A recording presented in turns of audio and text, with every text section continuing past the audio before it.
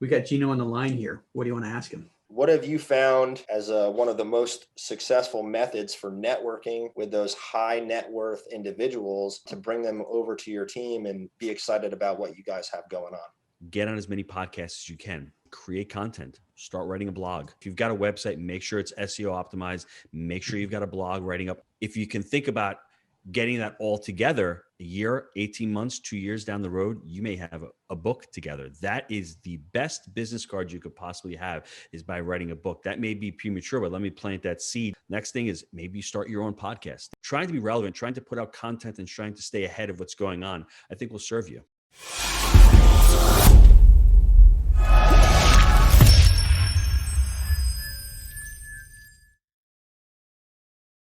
Welcome to the Diary of an Apartment Investor podcast. I'm your host, Brian Briscoe with Four Oaks Capital. I'm very excited for today's show. It's another one of our Ask the Expert episodes.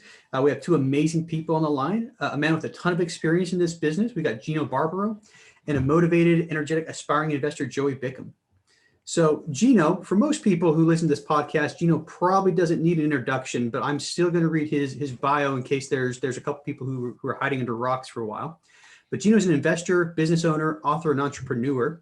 He's grown his real estate portfolio to over 1,400 multifamily units and is the co-founder of Jake and Gino, a multifamily real estate education company that offers coaching and training in real estate founded upon their proprietary framework of buy right, manage right, and finance right. He's the best-selling author of two books, Wheelbarrow Profits and Family, Food, and Fryers. And he graduated from the IPEC Institute, where he earned his designation as a certified professional coach. He currently lives in St. Augustine, Florida, with his beautiful wife, Julia, and 6 children. So that said, very impressive, Gino. Welcome to the show. Brian, thanks for having me on. Joey, how you doing today? Doing good, brother. Thanks for having us. Yeah, so this is a great time for me. Gino, I got to say, I've been a fan of you guys for quite a while now. Listen to your podcast, the several different variations of it. And I think you guys are doing an absolute amazing job. So thank you for all the content you've put out and all the help you've done for people like me.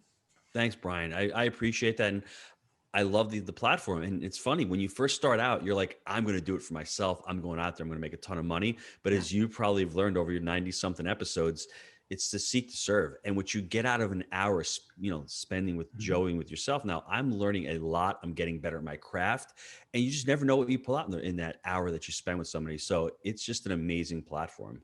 Yeah, I love it. And something else I've learned over the years is the golden rule really is golden. I mean, you spend time with other people and you try to help other people, and it ends up coming back to you.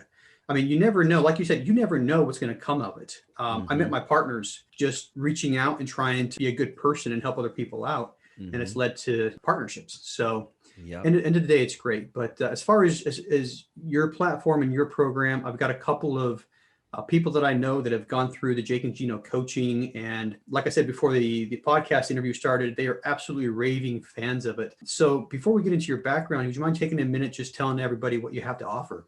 So Jake and Gino was created back in 2015, and I started it just like I said a few seconds ago. I wanted to monetize. I wanted to make money through education. And what I've learned through the process is that's the byproduct. You create an amazing community of investors. And I'm reading Stephen Covey's 7 Habits of Highly Successful People, right? Highly effective people. Yeah. And I'm a quarter of the way through it. And as I'm reading this book, it's resonating with me on so many different levels of why I created Jake and Gino. And the amazing thing is you start out by learning, right? And then you do, and then you teach. And now as a teacher, as an educator, it comes back threefold, fourfold, fivefold, because I'm learning about markets that I didn't know. I'm learning about different strategies and different techniques. I'm getting better as an investor because I need to, right? Because when you start learning something, you have to become better at it. And I love the platform. I love the people. It's all about relationships in this business also. So you're creating relationships. Brian, how often can you get on a call with Ken McElroy, for free and do a podcast with him? That's what Jake and Gino is all about. And I created a community, not just to teach about multifamily, but it really is personal development, right? We have a lot of stuff that we do, spousal communications. We have a Toastmasters group. We just started 2 weeks ago within the community. Oh, nice. We have accountability pods, and it's an amazing platform. There's something in there for everybody, right? And you can learn the 3-step framework, the buy right, the manage right, the finance right. But at the end of the day, it's all about the community. and it's all about the networking, and it's all about the relationships, and it's all about finding partners and finding capital in the deal and starting out. Whether you're a new investor who needs to learn the entire framework, or you're somebody who's experienced and really needs to go out there and say, I'm just looking for capital, or I'm looking for markets, or I'm looking for a partner, or I'm looking for a vendor. I think there's a little bit for everybody in there. Yeah. Yeah, absolutely right. I mean, something I've noticed, I mean, I'm several years behind where you're at. You know, we did our first multifamily deal 2 years ago, but the communities that are centered around multifamily, the best ones are exactly what you said, where there's something for everybody. You know, so when I first came into to communities like that, I was looking for mentorship and I'm looking to learn. And, you know, now several years later, I'm able to give back in a lot of cases. And in some cases, we're actually finding people who've partnered with us on deals that are, you know, a couple steps behind us. But anyway, you know, I love your program, love the podcast, love everything you guys put out. And, you know, I'll continue to be a Jake and Gino fan, probably twice as much now that we've had this chance to talk. But anyway, so that said, let's talk a little bit more about, you know, your background and what got you into apartment investing. So I want everyone to picture this. Back in 1994, we're going back a long way. Go out and buy the first restaurant and the only restaurant that I ever owned, right? And I said to myself, I want to become this restaurant mogul. I bought it with the family, my brother, mom, and dad. We were the ultimate mom and pops. But if you go back in time, you could live a really nice middle-class lifestyle owning one business, right? Then what happens is dad, back in 2008, he passes away, 2007. And I said to myself, am I building my dad's dream or am I building my dream? Because I always wanted to be an entrepreneur, but I felt like I had a 9-to-5 job. I loved the restaurant, but we all have a short memory. 2008 was the Great Recession, right? That was my pandemic. And I'm sitting there, I'm working harder, I'm making less. I'm like, I need a shift. I need a change here. I've done a couple of real estate deals. They have not gone well, to say the least. First one is a mobile home park, crapped out, $172,000 loss. We'll never forget that, right? Great lesson. Was a problem, but it was an opportunity because I said, you know what? I don't know what I'm doing. I don't deserve to be in partnership with anybody. I don't know how to raise capital. I don't know how to do due diligence. I'm blaming the partner who it was their fault, but ultimately it was my fault, right?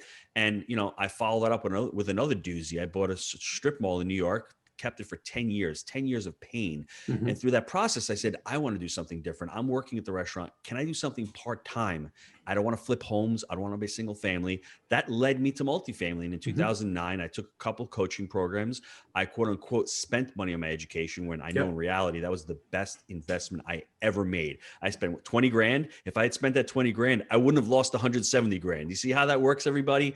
And that 20 grand, I remember going through our third deal. I had like a coach going through it with me. And it was amazing because I'd pick up the phone and I'd say, hey, do you have a due diligence document for this? Hey, can you help me with my credibility book? Hey, how was financing? I mean, I worked through the entire process through that deal, and he got me over the finish line in that deal, which was completely revolutionary for me. So that's why I got into it. I wanted to do it part-time and just have proof of concept. Working at the restaurant, I had the restaurant still, and my goal was to do a couple $1,000s a month in passive income. That was my goal. If I could pay the bills. I know, Brian, you have 5 kids. I've got 6. Oh, yeah.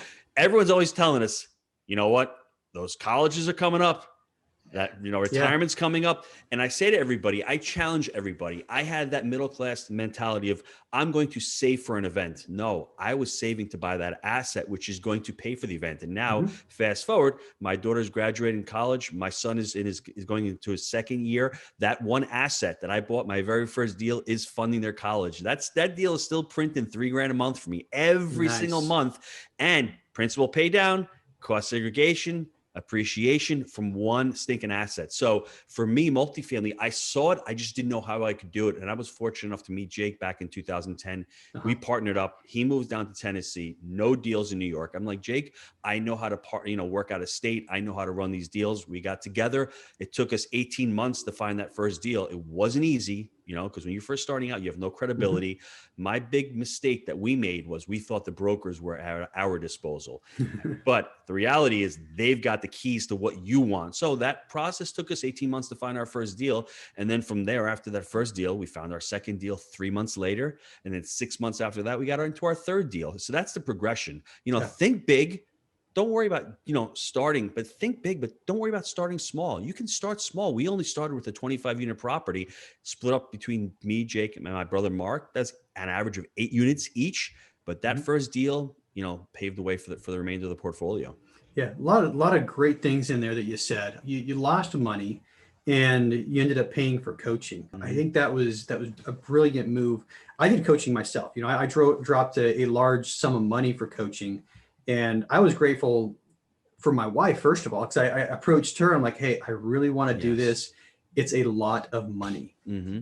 And she looked at it, she looked at me, and she said, it's cheaper than a master's degree. That's essentially Yes. what you're getting. Mm-hmm. Okay. Yeah, it's just like, and I was so grateful that she said that, because I was worried about the cost. I was worried about all that stuff. And she's like, it's cheaper than a master's degree, and it's going to save us money in the long run. And I'm like, oh my goodness, she understands. Yes. And I had the same experience as you. I had a coach looking over my shoulder and saying, you may want to think twice about that one, or did you see this, or did you look at that, or Mm-hmm. so a lot of stuff going on there.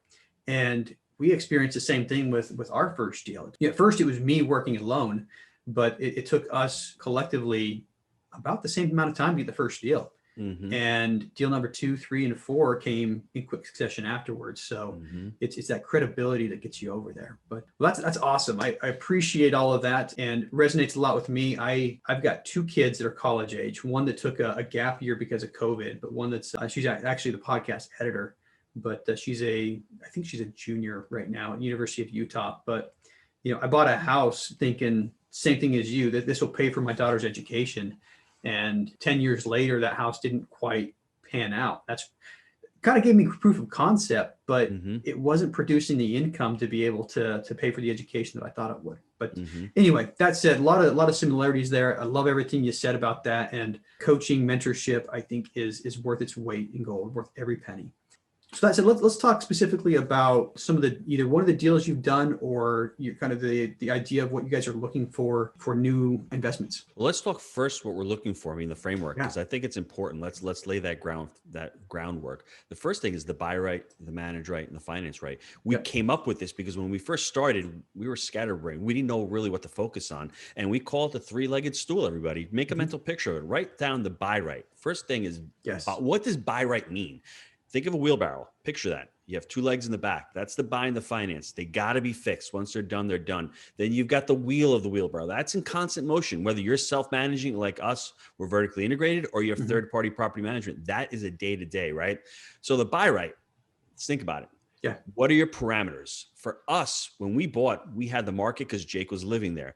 You need to select the market, and select, especially when you're first starting out, select one, tops 2 markets, because you need to know what the expenses are in the market. You need to know what the income is in the market. You need to create broker relationships. You need to go out and do property tours. If you're in 3 different markets and you're starting out, you're not going to become really granular. You need to know what median income is of where you're buying these deals. Very important. Then set your criteria. What are you willing to do? We just had one strategy when we started out. We were buy and hold this forever. Yeah. Well, you know what? All of a sudden, we're writing a book now. It's called Creative Cash. It's launching in 2 weeks. Are you going to owner finance deals? Can you use creative financing in this part of the market cycle? You can, because all of a sudden Yes. that's going to be very difficult. Are you going to be fixing and flipping? Nothing wrong with that. With these smaller deals, you can buy a 10, 20 unit, fix, flip it, and get into a bigger deal. Are you going to be syndicating, right? Or are you going to be buying for yourself? So figure out what your strategy is. And, Jake and Gino, we teach them all because we've gone through all of them, and every deal is different. Underwrite a deal. If it doesn't work normally, see if it works creatively, right? Underwrite a deal. If it doesn't work as a syndication, maybe that works as a partnership. So be flexible, but learn all of the strategies. And then obviously the next component is what's your rate of return? What are you looking for? Look at what the cost of capital is. What is the debt on going to be? 3%? And what are you looking to return to investors or yourself? Another 6, 7, 8%. So if your cost of capital is around 10%, guess what? You need a 10% cash on cash return, or you need to pro forma that to 10% at least, right? So figure out what your components are, figure out what your debt coverage ratio is, your cap rate going in and going out, and then, your cash on cash. So that's the buy rate. Figure out what your buy rate is for you. Learn all of these different strategies. They're all tools in the toolbox. Pull them out and look at every specific deal. Because when you have that groundwork, that foundation, you'll be able to underwrite more deals and look at more deals and make more deals viable, right? The next part is the manage right, where you're just going to have to go out and either learn how to manage these deals yourself or get third-party property management. That's another discussion in and of itself. And finally, the finance right portion. We started out with community banks. We started out with owner financing our first deal, plus we used community banks. And then from there, we just got that credibility and we started leveraging ourselves up to agency. Nice. Nice. And I agree. There was a little discussion that I had with a lot of people the other day about what's the most important thing. Is it the buying, is it the managing, or what? But I love your framework. They're all important is the answer. They're all important, and it's kind of one of those chicken and egg scenarios. Which one's more important, the buying or the financing. But I love the framework. I mean, it's hard to recover from not buying right. Yes. It's hard to recover from not financing right. And it's hard to make money if you're not managing it right. I think you're absolutely right. It takes all three. And if you do all three, you're going to kill it in this business, I think. Brian, do you mind if I just share that most recent deal we did showing the buyer that framework Let's do it. and people get an idea of it? So through the Jake and Gino community, we had a broker went on our website, Googled realtors, and she saw Jake and Gino. She calls me up, off market deal. It was a USDA loan that they had just purchased. It was coming off the USDA loan. It was a 48 unit deal. All about the buy right, manage right, and finance right. It was a little bit small for us, but it was 20 minutes away from one of our other properties. So it was easy to manage. We're going to be able to manage this property. It is in our wheelhouse. It is a value add component, which is what we're looking for. A 1980s build. So it was new enough in this part of the cycle, which we liked. We loved the location. Median income was great. Right behind the Lowe's. Chick-fil-A was right down the street. So we loved all of those components. The value add component was rents were $400. Now rents are at $700 plus rubs. So we knew we had that. The problem with the property was it was a heavy lift. So at 48 units, we had the office, which we're now converting now to 2 more units. So we're going to bring it up to 50 units. There's another value add component where there's enough space where we're going to get a studio and we're going to get a 2-bedroom. And that's going to add about another $2,000 a month in income. So you had 2,000 times 12 months, it's 24,000 at a 6 cap rate. You're going to see how much value you're going to add on that. It's tremendous. But the problem with the property was we needed to go buy it all cash. And then what we did is we bought it all cash. So at 48 units, we paid $1,970,000. So I'm trying to think of what it came out per door. 50 times 2. 50. It came out to about $40,000 a unit, about $40,000 a door. And what we had to do was once we bought it, we went to our community bank and we refinanced it to an 80% loan to cost. So 80% of the rehab budget was in this loan.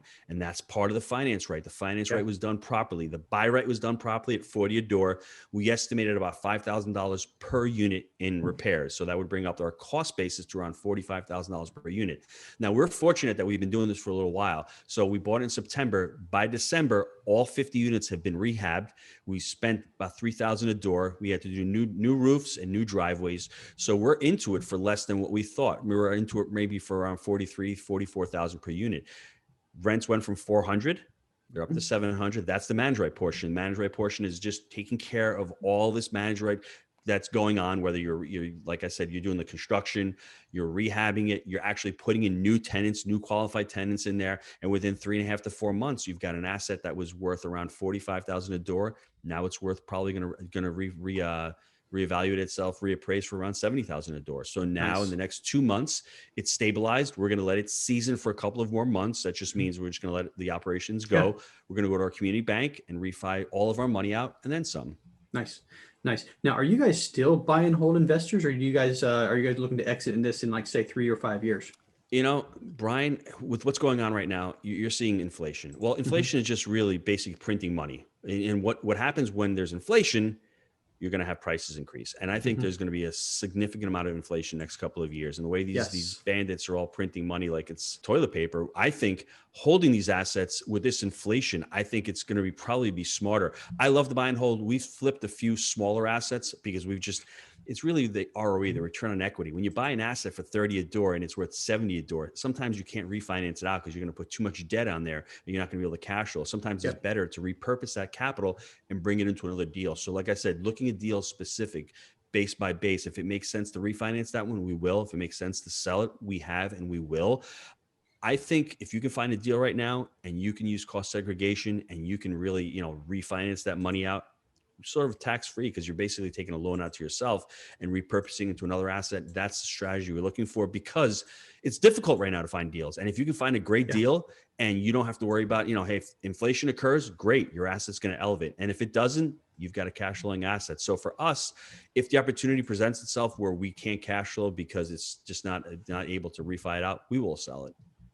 Yeah. So good to know. I mean, it's one of those things where there's a lot of different ways to make money. And I think remaining flexible in times like this is also important. So when you're going into it, I mean, you're refinancing out, so you can finance right a second time. Yes. If you have to, you can look at what's going on at the moment and say, hey, right now it makes sense to get a 5-year loan or a 12-year loan or what have you.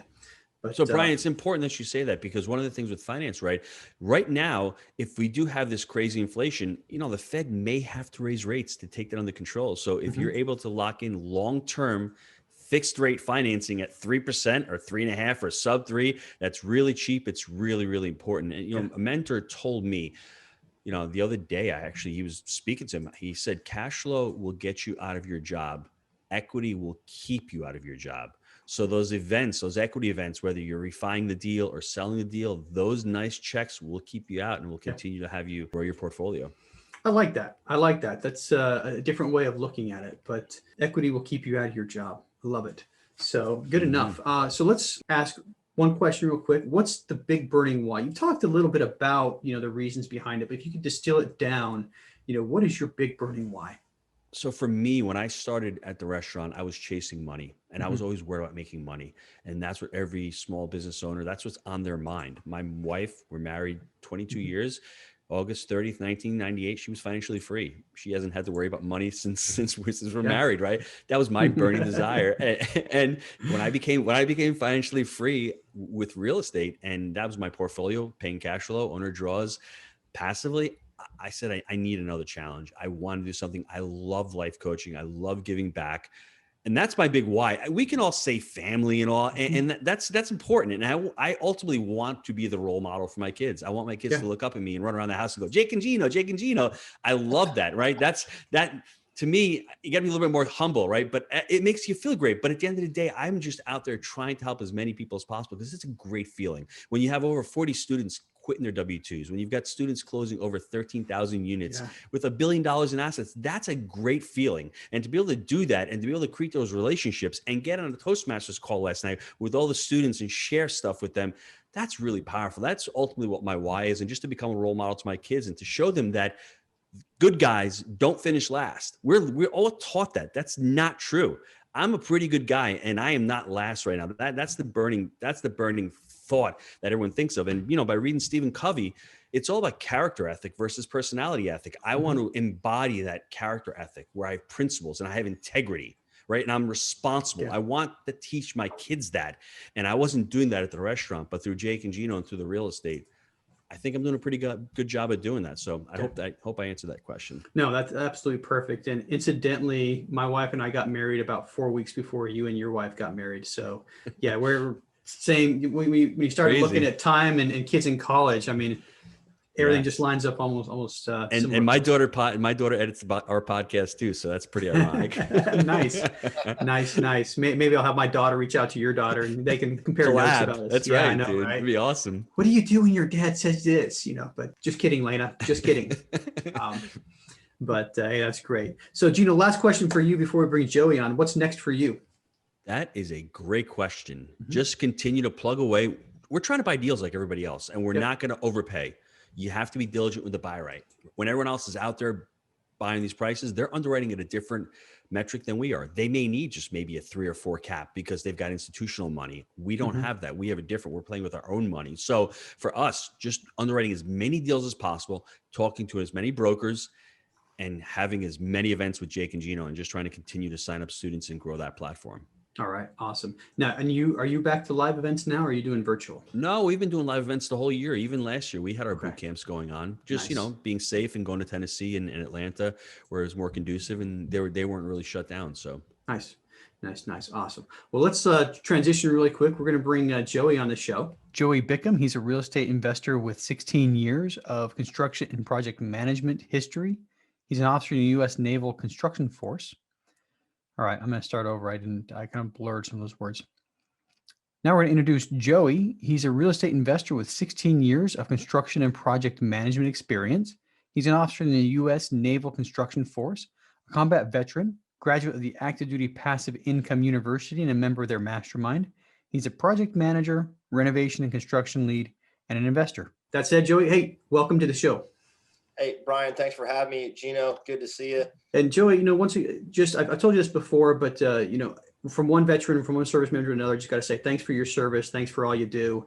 And I know there's a lot of things we have in common as far as, trying to get out of the service now. But why don't you tell us a little bit about yourself, about your background, and what got you into the path towards more like family? Sure. So 16 years, active duty Navy, former enlisted guy, put on a commission roughly 2 years ago. Went from being out on the deck plates and getting my hands dirty to being stuck behind a computer sending emails all day. So I like to tell my wife that the first 10 years of the Navy was for me, getting to do all the fun stuff, and the last 10 to 14 years is more for them. Yeah. On the financial side. So that's okay with me as long as mama's happy. I guess everything else is good. I told my wife I'll go out and earn a paycheck for the first 20 years, and then I'll be a stay-at-home dad, and she can earn the paycheck for the next 20. That's what we said. But I don't think I'll stop working 6 months from now when I retire. But yeah, cool. So yeah, tell us more. Keep going. Sorry about that. So on the real estate side, so we were a young married couple. We bought our first house in Virginia Beach, had some babies. And just really became emotionally attached to this first home of ours. And like everybody in the military, you're only in a certain place for a certain amount of time, and we had to move. And we didn't really have enough equity built in the house to sell it to make a profit. And we had that emotional attachment. I said, hey, let's see if we can rent this thing out.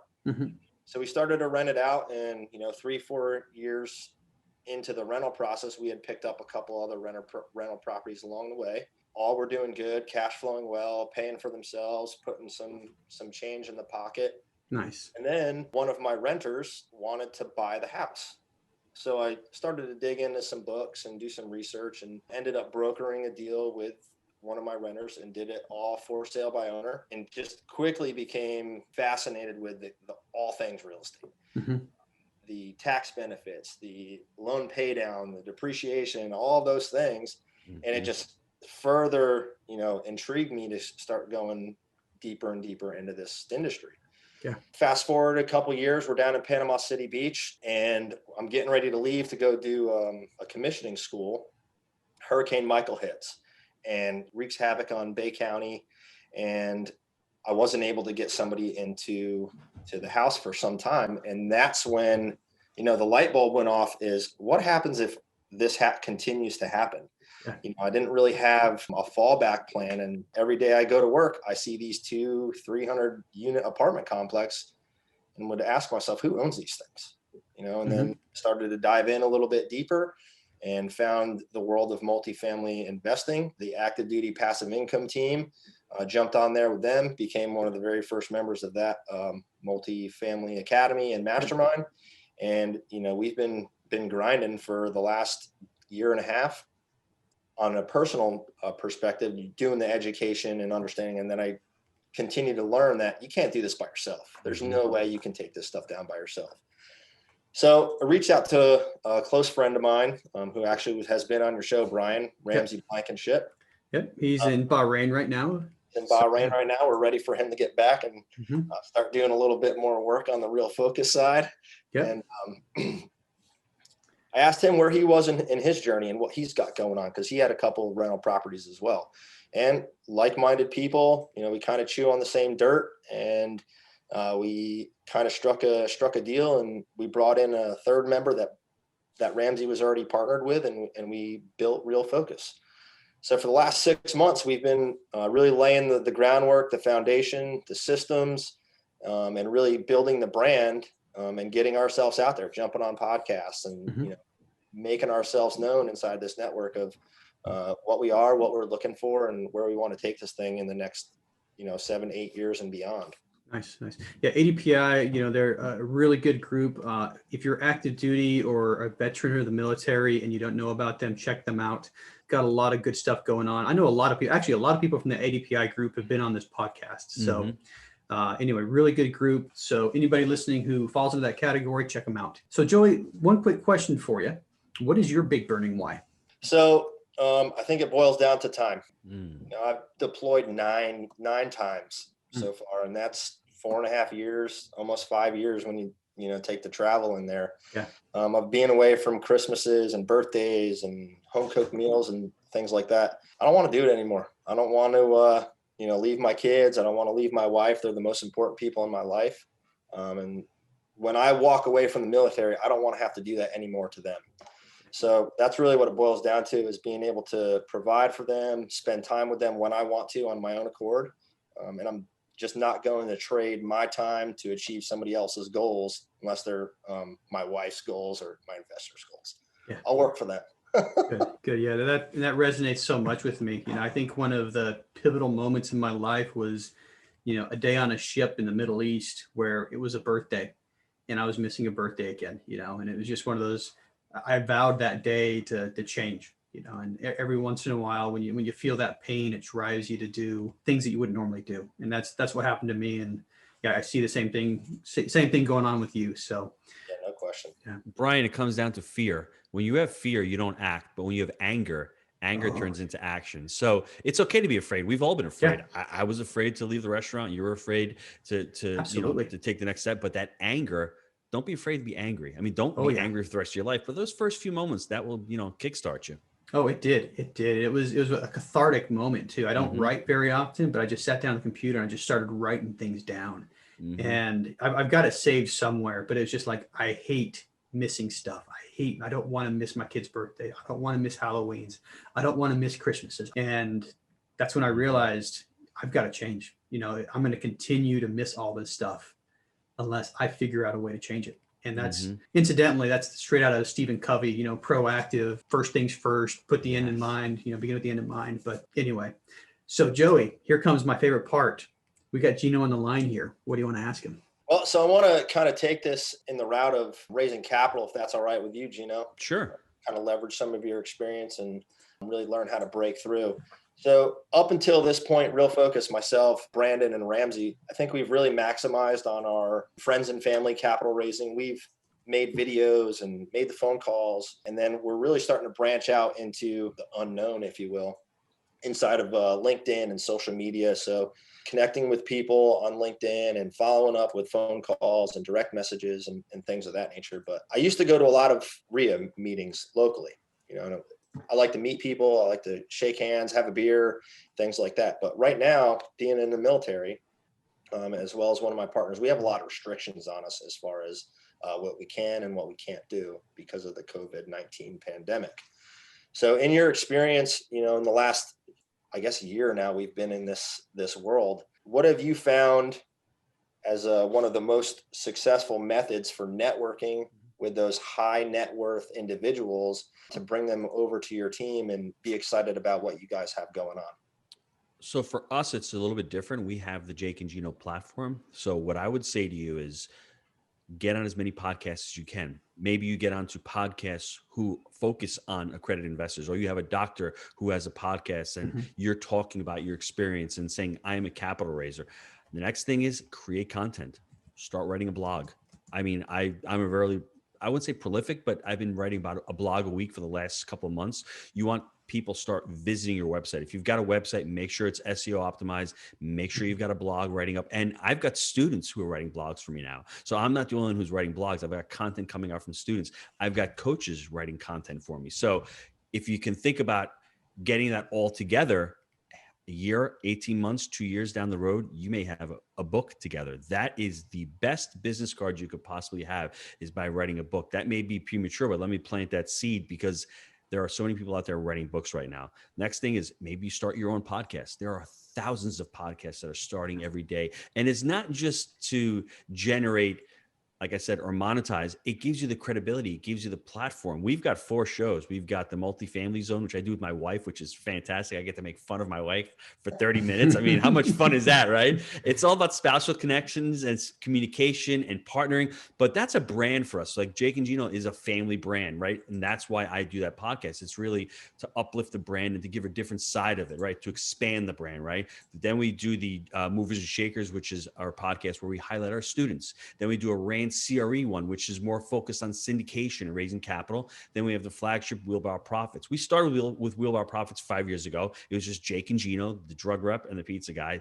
That's how we started, by that first show, and we've grown. So to get out there and try to create as much content as you can and try to post on LinkedIn, that's really, really powerful. And I think to have that mind shift, when you're out there raising capital and you're out there networking, you really need to think, how can I serve the other side? Because like you said, we all have everyone thinks that they're an entrepreneur, that they don't have people they're working for. You're working for your family, but you're also working for your investors. So we all have bosses out there. So let's, and it's okay, but let's at least acknowledge that. I'd rather work for my investors than work for a boss, because I'm creating my own lifestyle, my own business. But going out there, trying to create more content, trying to get on more podcasts. When the pandemic started, we were doing on every Friday, we were doing weekly live Zoom calls with our investors. If they had any questions, they can get on Friday with our head of investor relations, Mike Taravella. And then we were doing monthly webinars with them as well, just getting out with our investors and doing monthly webinars on the properties that we owned. Another tip and technique just to get out there and become relevant. We also have a newsletter going out every month to all of our investors just to continue to add that content. So trying to be relevant, trying to put out content and trying to stay ahead of what's going on, I think will serve you. That's great. That's a lot of good tidbits in there. And, looking at the 3 of us on this page, you got Gino, who's in this industry and performing and has built this platform. And then Brian, you got you, 4 Oaks Capital, who's, like you said, a couple years behind Gino. And then myself with Real Focus, we're really just starting to get our feet wet inside this game. And you have started a podcast, Brian. So I guess the next question I'm going to direct towards you. All right. Since you've started the podcast, how much more interest and how much more approaching from investors have you seen providing that content that Gino just spoke so much about? I'll give you 2 vignettes. I had a phone call this morning with somebody that I'd never met before, and he showed up with my blog article printed out. And he said, I've read all of your blogs. I've listened to a bunch of podcasts. I have a couple of questions for you. All right. And he was ready to invest, so that is one vignette right there from about 3 hours ago. About a week and a half ago, another phone call with somebody that I've never met before. He reaches out to me through LinkedIn. Somewhere in the phone call, I say, hey, I want to tell you a little bit about myself. And he's like, I've listened to every single one of your podcast episodes. I've heard you here. I've heard you there. He's like, I know you already. So, it takes a while to get to that point. And for us, it's only a couple of examples, but it's going to snowball, and I hear that more often now. The longer the podcast has been out and the more blog articles that we push out, the more frequently I get phone calls like that. So yeah. That's called, what that's called? That's called inception from the great Oren Klaff.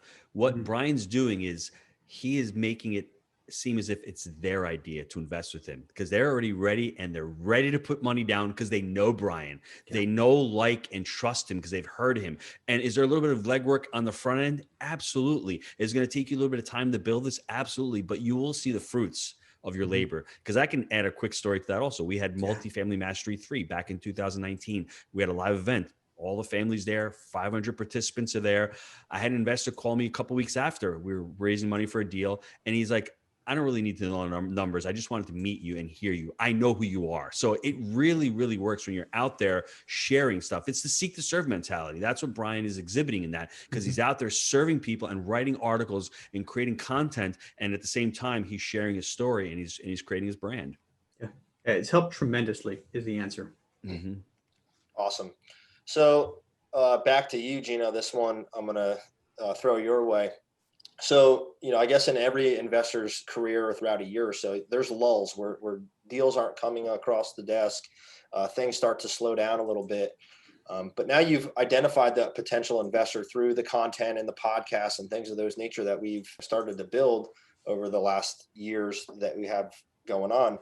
How do you keep them engaged excited and educated during those lulls, so they're not leaving your network and jumping onto the next best guy, essentially investor shopping. It's a great question because that's where we are right now. We're in that mode right now, and we do quarterly webinars with our investors right now. If we need to really engage them, I would step it up to monthly. Let them know what's going on with the property. That monthly newsletter is also another great touch point. Maybe every now and again doing a live Zoom with them or live GoToWebinar, getting them on and just discussing what's going on. And what I would also do, have calls with your investors. That's why we had to create Rand Partners. We have over 1,000 people in our investor database. Jake and I could not do that on our own. We had to hire head investor relations, getting on the call with these people because they want to hear what's going on. And when you're on there, be genuine, find out what their goals are, find out what they're looking for, and let them know. Because I think what Stephen Covey talks about in the book, it's all about trust. If they trust you, they will do business with you and they will stick with you through thick and thin, through the ups and downs, and letting them know that, hey, deal flow is not great right now. And I'm not going to risk your capital or my capital just to be able to place it. Have patience with me. Let them know that. Let them know what's going on in the market. Let them know what's going on in the specific city that you're investing in. Let them know about the job growth, about the population growth, being educated yourself and letting them know when the opportunity comes, we're going to present it to you. I think that's a perfect answer. Just keep putting out that information. Keep them warm. Love it. Awesome. Another one that I have is from your standpoint, what would you say makes up, and what key attributes do you expect a capital raiser to have to be successful, and that an investor is looking for? And I think you kind of touched on it on the trust point through the Stephen Covey books. And I've had an opportunity to go through the Speed of Trust, his son's workshops, which have been super beneficial, both on a professional level with the Navy, on a personal level inside of the real estate industry. But I'd like to get your take on it. For me, reading Stephen Covey, I'm halfway through it. It really comes down to the character ethic versus the personality ethic. You see all these gurus on with the personality ethic. After World War I, the character ethic, we go into the industrial age, and all of a sudden it's all flashy. It's all about how many deals you're closing, and we're not working on the character. If you are going to be a person who's taking capital from other people, you need to have character. You need to have integrity. You need to know what their goals are, and you need to adopt the mindset of same side selling. What does that mean? It's really finding impact together.